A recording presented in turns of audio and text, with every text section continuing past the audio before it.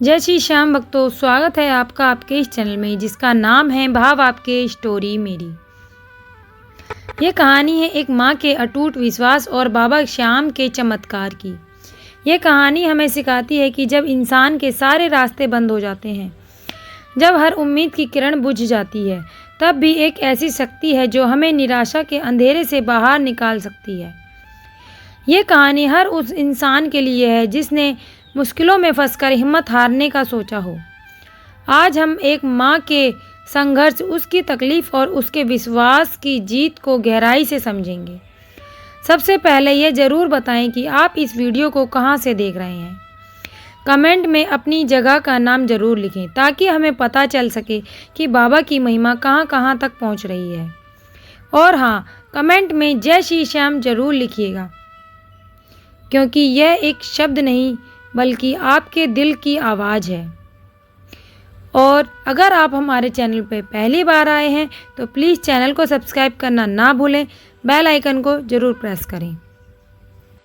अगर आपको सच में लगता है कि बाबा श्याम आपकी अर्जी सुन रहे हैं तो अब चिंता की कोई ज़रूरत नहीं, क्योंकि यह कहानी सीधे आपके जीवन को बदलने की शक्ति रखती है। बस ये याद रखें कि जब आप ये वीडियो देखें तो यह कोई संयोग नहीं बल्कि बाबा का ही बुलावा है। बाबा ही चाहते हैं कि आप यह दिव्य कहानी सुने और अपने जीवन को सुख शांति से भर लें। तो चलिए बाबा का पावन नाम लेकर इस हृदय स्पर्शी कहानी को शुरू करते हैं। जय श्री श्याम। ये कहानी है राधा की। राधा एक छोटे से शांत शहर में रहती थी, जहाँ जीवन की रफ्तार बहुत धीमी थी। उसके जीवन में भी एक ठहराव सा था जो उसके 5 साल के प्यारे बेटे केशव के जन्म के बाद पूरी तरह बदल गया। केशव के आने से जैसे उसके घर के हर कोने में रोशनी भर गई हो। राधा का पूरा जीवन अब केशव की खुशी, उसकी देखभाल और उसके नटखटपन के इर्द गिर्द घूमता था। केशव की खिलखिलाती हंसी राधा के लिए सुबह की सबसे मधुर धुन थी और उसकी छोटी छोटी शरारतें राधा के दिल को बहुत सुकून पहुंचाती थीं। केशव सचमुच बहुत नटखट था। कभी वह घर में भागदौड़ मचाते हुए अपनी छोटी सी कार को दीवार से टकराता तो कभी पलंग को अपना खेल का मैदान समझकर उछलता कूदता। उसकी शैतानियों में एक ऐसी मासूमियत छिपी थी जो राधा को उसकी दुनिया की सबसे खूबसूरत चीज़ लगती थी। जब वह मिट्टी में खेलता और अपने कपड़े गंदे कर लेता तब राधा उसे प्यार से डांटती और उसके गालों पर लगी मिट्टी को देखकर मुस्कुराती। राधा ने अपने बेटे के लिए केवल वर्तमान ही नहीं बल्कि भविष्य की भी कल्पना संजोई थी। उसने सपने देखे थे कि जब केशव बड़ा होगा तो वह एक बड़ा और नेक इंसान बनेगा, उसका नाम दुनिया में रोशन करेगा। केशव के हर कदम पर राधा की नज़र रहती थी। जब केशव ने पहली बार राधा को माँ कहकर बुलाया तो राधा की आंखों में खुशी के आंसू थे, जैसे उसने जीवन की सबसे बड़ी दौलत पाली हो। केशव की खुशी ही राधा की खुशी थी और उसकी हंसी ही राधा के जीवन का सार था। परंतु उनकी इस छोटी सी दुनिया को जैसे किसी की नज़र लग गई हो। एक शाम जब केशव खेलते खेलते घर आया तो उसका चेहरा कुछ उतरा हुआ था। उसे हल्का सा बुखार था। राधा ने सोचा मौसम बदल रहा है, हो जाता है। उसने केशव को शहद और अदरक और लौंग इलायची का काढ़ा बनाकर पिलाया और सुला दिया। लेकिन अगली सुबह भी बुखार कम नहीं हुआ। थर्मामीटर का पारा बढ़ता ही जा रहा था। दिन बीतते गए। राधा के दिल की धड़कनें तेज होने लगी। बुखार कम होने का नाम ही नहीं ले रहा था। 1 हफ्ते के भीतर केशव के शरीर पर लाल दाने हो गए। उसकी आंखें, जिसमें पहले हमेशा एक शरारत भरी रहती थी, अब वह बेजान और उदास लगने लगी। जो बच्चा कभी एक पल के लिए भी चैन से नहीं बैठता था, अब वह बिस्तर पर बेजान पड़ा रहता था। उसकी शरारतें, उसका शोर, उसकी दौड़ धूप सब कुछ थम गई। घर में अजीब सी खामोशी छा गई जो राधा को डराने लगी। राधा के मन में एक गहरा अनजाना डर बैठ गया। वह तुरंत केशव को लेकर शहर के डॉक्टरों के पास गई। जब वहाँ कोई जवाब नहीं मिला तो उसने दिल्ली के बड़े से बड़े अस्पतालों के चक्कर काटने शुरू कर दिए। उसने अपनी जीवन भर की सारी बचत केशव के इलाज में लगा दी। हर नया डॉक्टर, हर नई जांच राधा के मन में एक नई उम्मीद जगाती, पर हर बार वह उम्मीद टूट जाती। कोई कहता इसे कोई खतरनाक बीमारी हुई है, दूसरा कहता इसे अज्ञात वायरस हुआ है। रिपोर्ट्स पर लिखी जटिल मेडिकल भाषा राधा को समझ नहीं आती, पर हर रिपोर्ट का सार उसके दिल पर एक चोट की तरह लगता था। कोई इलाज नहीं, हर नई राय और हर डॉक्टर का नया बयान राधा के दिल को और भी गहरे घाव देता। समय के साथ केशव की हालत लगातार बिगड़ती जा रही थी। उसका शरीर जो कभी गोल मटोल और भरा पूरा था, अब सिर्फ हड्डियों का ढांचा बन गया था। उसका वजन इतनी तेजी से घट रहा था कि उसकी छोटी छोटी पसलियां और हड्डियां साफ दिखने लगी थीं। उसे सांस लेने में भी बहुत दिक्कत होती थी और उसकी हर सांस के साथ एक अजीब सी घबराहट की आवाज़ आती थी जो राधा के दिल को चीर जाती थी। राधा की रातों की नींद उड़ चुकी थी। वह केशव को गोद में लेकर रात रात भर रोती रहती। केशव की हर खांसी, हर दर्द राधा को अपने दिल में महसूस होता। उसने हर मंदिर में मन्नत मांगी, हर दरगाह पर माथा टेका और हर जगह भगवान से अपने बेटे की जिंदगी की भीख मांगी, लेकिन कोई फ़ायदा नहीं हुआ। आखिरकार जिस पल का उसे सबसे ज़्यादा डर था वही सामने आया। डॉक्टरों ने अपने हाथ खड़े कर दिए और कहा, अब बस प्रार्थना कीजिए। इन शब्दों ने राधा की आखिरी उम्मीद को भी तोड़ दिया। उसके जीवन में अब सिर्फ निराशा और गहरा अंधकार ही बचा था। केशव को अस्पताल से घर लाया गया, जहां राधा को पता था कि उसके बेटे का हर पल उसके साथ आखिरी हो सकता है। जब राधा पूरी तरह हताश हो चुकी थी और जीवन का कोई भी रास्ता दिखाई नहीं दे रहा था, तभी एक दिन उसकी बचपन की सहेली उससे मिलने आई। उस सहेली का नाम था पिंकी और वह घाटू श्याम की बहुत ही बड़ी भक्त थी। पिंकी ने राधा की आंखों में बसी उदासी और उसके चेहरे की बेबसी को तुरंत पहचान लिया। बिना एक भी शब्द बोले उसने राधा को गले से लगा लिया। राधा अपनी भावनाओं को रोक नहीं पाई और पिंकी के कंधे पर सर रखकर फूट फूट कर रोने लगी। कुछ देर बाद जब राधा थोड़ी शांत हुई, तब पिंकी ने बहुत ही कोमल स्वर से कहा, राधा, मैंने तुम्हारे और केशव के बारे में सब सुना है। मैं जानती हूँ कि तुम किस दर्द से गुजर रही हो और यह भी जानती हूँ कि जब अपने ही बच्चे को इस हालत में देखते हैं तो दिल पर क्या बीतती है। पिंकी के इन शब्दों में एक ऐसी सच्ची हमदर्दी थी जो राधा ने महीनों से महसूस नहीं की थी। पिंकी ने राधा को पास बिठाया और कहा, लेकिन राधा, एक बात हमेशा याद रखना, जब इंसान के सारे दरवाजे बंद हो जाते हैं, जब हर उम्मीद की किरण बुझ जाती है, तब एक दरवाज़ा खुलता है। वह है मेरे बाबा श्याम का दरबार। पिंकी के चेहरे पर एक ऐसा गहरा और अटूट विश्वास था कि राधा उसे देखकर बस देखती ही रह गई। पिंकी ने राधा को बाबा श्याम की पूरी कहानी सुनाई। उसने बताया कि कैसे द्वापर युग में बर्बरिक ने भगवान कृष्ण को अपना शीश दान दिया था और कैसे भगवान कृष्ण ने उन्हें हारे का सहारा होने का वरदान दिया था। पिंकी ने कहा, राधा, बाबा श्याम उन्हीं की पुकार सुनते हैं जो दुनिया से हर तरह से हार चुके होते हैं, जो अपनी सारी उम्मीद खो चुके होते हैं। उनका हाथ बाबा खुद थामते हैं। पिंकी के विश्वास भरे शब्दों ने राधा के मन में एक छोटी सी किरण जगाई। जिस माँ ने विज्ञान और डॉक्टरों पर अपना सारा विश्वास खो दिया, उसके मन में अब एक नई उम्मीद जगने लगी। राधा ने अपने मन में सोचा, जब और कुछ नहीं बचा तो यही सही, शायद यही बाबा श्याम का बुलावा हो। उसकी सूखी हुई आंखों में पहली बार हल्की सी चमक दिखाई दी, जैसे रेगिस्तान में पानी की एक बूंद मिल गई हो। पिंकी ने राधा को बाबा श्याम से जुड़ने का एक बहुत ही खास तरीका बताया।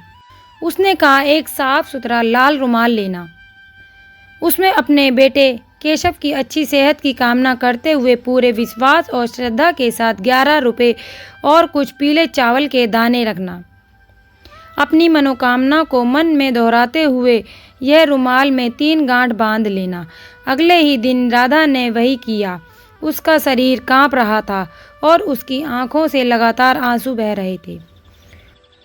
उसके दिल की बेबसी को दर्शा रहे थे, लेकिन उसके दिल में एक नया और गहरा विश्वास पैदा हो चुका था, जैसे यह कोई साधारण रुमाल या प्रार्थना ना होकर उसके जीवन की अंतिम आशा थी।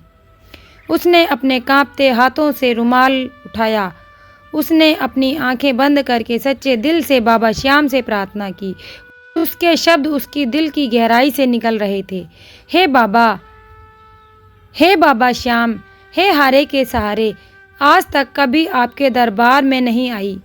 मैंने कभी आपके बारे में सुना नहीं, लेकिन आज मैं अपनी सबसे बड़ी दौलत मेरे केशव की ज़िंदगी लेकर आपके सामने खड़ी हूँ। मेरा बेटा अपनी आखिरी सांसें गिन रहा है। डॉक्टरों ने भी जवाब दे दिया है। बस आप ही आखिरी सहारा हो। मैं पूरे विश्वास के साथ ये गांठ बांध रही हूँ। मेरे केशव को ठीक कर दो, उसे नया जीवन दे दो। प्रार्थना करते हुए राधा की आंखों से बहते आंसुओं की बूंदें रुमाल पर गिर रही थीं, जैसे वह अपने हर दर्द, हर पीड़ा को उस रुमाल में समेट रही हो। उसने पहली गांठ बांधी, मन ही मन कहा, बाबा मेरे बेटे को नया जीवन देना। दूसरी गांठ के साथ उसने वादा किया, जब मेरा केशव ठीक हो जाएगा मैं घाटू श्याम आऊँगी। तीसरी गांठ के साथ उसने अपनी सारी प्रार्थना उसमें भर दी और कहा, मेरे विश्वास को टूटने मत देना। हे मेरे बाबा। राधा ने उस रुमाल को अपने सीने से लगाकर और उसे अपने घर के छोटे से मंदिर में रख दिया, यह मानते हुए कि बाबा श्याम उसी के घर में विराजमान है। अब उसका पूरा जीवन एक ही उम्मीद पर टिका था, उस रुमाल में बंधी 3 गांठों पर और उस अदृश्य शक्ति पर जिस पर अब उसका अटूट विश्वास था। 1 हफ्ता बीत चुका था और राधा अपने बेटे के साथ एक और उदास सुबह का सामना करने के लिए तैयार हो रही थी। तभी उसने महसूस किया कि केशव की आंखें थोड़ी बेहतर हो गई हैं। वह पहले की तरह हाँफ नहीं रहा है। राधा का दिल उम्मीद से भर गया। वह केशव के पास आई और उसके माथे पर हाथ रखा। बुखार थोड़ा कम हो गया। यह एक छोटी सी बात थी, पर राधा के लिए यह किसी बड़े चमत्कार से कम नहीं थी। अगले दिन जब सुबह की पहली किरण कमरे में आई तो राधा ने देखा कि केशव ने अपनी आंखें खोली और उसकी तरफ देख रहा था। आंखों से खुशी के आंसू बहने लगे। उसकी आंखों में महीनों बाद पहली बार कोई चमक दिखाई दी थी। यह छोटा सा सुधार राधा के लिए बहुत बड़ा था। उसे लगा कि बाबा ने उसकी प्रार्थना सुन ली। धीरे धीरे केशव की हालत में और सुधार होने लगा। जो बच्चा बिस्तर पर बेजान पड़ा था उसने करवट लेना शुरू किया। फिर उसने माँ के हाथों से थोड़ा खाना पीना शुरू किया। उसके शरीर के लाल दाने धीरे धीरे हल्के होने लगे। एक एक दिन बीतता गया। केशव की हालत विश्वास ही नहीं हो रहा था कि यह सब इतनी जल्दी हो रहा है, जैसे कोई अदृश्य शक्ति उसके बेटे को मौत के मुंह से खींच रही हो। जब केशव की हालत काफ़ी सुधर गई तो राधा उसे लेकर फिर से उन्हीं डॉक्टरों के पास गई जिन्होंने उसे जवाब दे दिया था। इस बार जब उन्होंने केशव के सारे टेस्ट किए तो रिपोर्ट देखकर वे हैरान रह गए। केशव के शरीर में बीमारी का अब कोई भी निशान नहीं था। जो वायरस उसे मौत की तरफ ले जा रहा था उसका कोई सबूत ही नहीं था। डॉक्टर आपस में फुसफुसाने लगे, ये कैसे मुमकिन है? हमने अपनी आंखों से देखा था कि बच्चे की हालत इतनी खराब थी, तो यह नामुमकिन है। उनकी डॉक्टरी समझ, उनका सालों का अनुभव सब इस चमत्कार के आगे लेकिन राधा जानती थी कि यह मेरे बाबा का चमत्कार है, ये मेरे बाबा का आशीर्वाद है।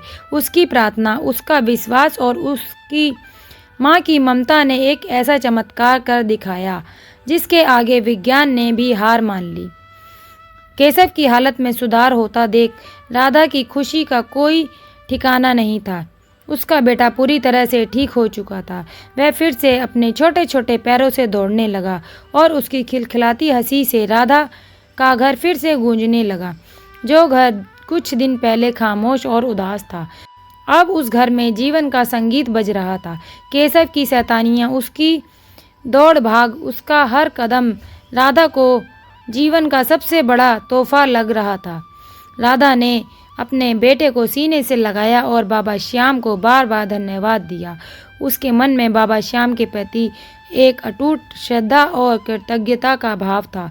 उसने अपनी सहेली पिंकी को भी धन्यवाद दिया, जिन्होंने उसे इस मुश्किल समय में बाबा श्याम से जोड़ा था। राधा ने बाबा से किया हुआ अपना वादा याद रखा। केशव के ठीक होने के बाद उसने घाटू श्याम जी के दरबार में जाने की तैयारी शुरू की। मंदिर में जल्द ही पहुंचकर राधा के मन को घाटू श्याम पहुंची मिला। वातावरण, भक्ति गीत और हजारों भक्तों का विश्वास देखकर उसे महसूस हुआ कि वह सही जगह पर आई है। मंदिर के अंदर उसने बाबा श्याम के दर्शन किए। उसकी आंखों में आंसू थे, पर इस बार वह आंसू दर्द के नहीं बल्कि खुशी के आंसू थे। उसने अपनी गांठ खोली और पूरे विश्वास के साथ बाबा का धन्यवाद किया। उसने मन ही मन कहा, बाबा आपने मेरा विश्वास नहीं टूटने दिया, आपने मेरी पुकार सुनी और मेरे बेटे को नया जीवन दिया। मैं आपकी हमेशा आभारी रहूंगी। केशव के ठीक होने के बाद राधा का जीवन पूरी तरह बदल चुका था। उसका जीवन अब केवल केशव पर ही नहीं बल्कि बाबा श्याम पर भी केंद्रित था। वह हर मुश्किल में सबसे पहले बाबा श्याम को याद करती थी और उसका विश्वास पहले से ही कहीं ज़्यादा मजबूत हो चुका था। अब उसे पता था कि जब सारे दरवाजे बंद हो चुके हों, तब बाबा श्याम का दरवाज़ा हमेशा खुला रहता है। राधा और केशव की यह कहानी हमें सिखाती है कि जब इंसान के सारे प्रयास विफल हो जाते हैं, जब विज्ञान और तर्क की सीमाएं खत्म हो जाती हैं, तब भी अटूट विश्वास की एक छोटी सी किरण सबसे बड़े अंधेरे को खत्म कर सकती है। यह कहानी एक माँ की ममता की ताकत और उसके गहरे विश्वास की विजय को दर्शाती है। जब राधा ने अपने बेटे की बीमारी के लिए दुनिया के हर दरवाजे पर दस्तक दी और वह हार गई, तब वह अकेली थी। दुनिया में ऐसे कई लोग हैं जो निराशा और बेबसी के ऐसे ही दौर से घाटू श्याम जी, जिन्हें यह कहानी ऐसे ही हारे हुए लोगों के लिए सचमुच हारे के सहारे है। ये कहानी हमें याद दिलाती है कि सच्ची प्रार्थना और विश्वास में इतनी ताकत होती है कि वह असंभव को भी संभव बना सकती है। यह कहानी हमें सिखाती है कि जीवन में जब भी कोई रास्ता ना दिखे, तब खुद को पूरी तरह से उस शक्ति के प्रति समर्पित कर देना चाहिए जिस पर हमें अटूट विश्वास हो। तो बोलिए हारे के सहारे की जय, श्याम प्यारे की जय। तो अगर आपको ये कहानी अच्छी लगी हो तो प्लीज़ वीडियो को लाइक कीजिएगा और चैनल पे पहली बार आए हैं तो चैनल को सब्सक्राइब कीजिएगा और कमेंट में जय श्री श्याम ज़रूर लिखिएगा। तो मिलते हैं अगली वीडियो में बाबा के अगले चमत्कार के साथ। तब तक के लिए जय श्री श्याम।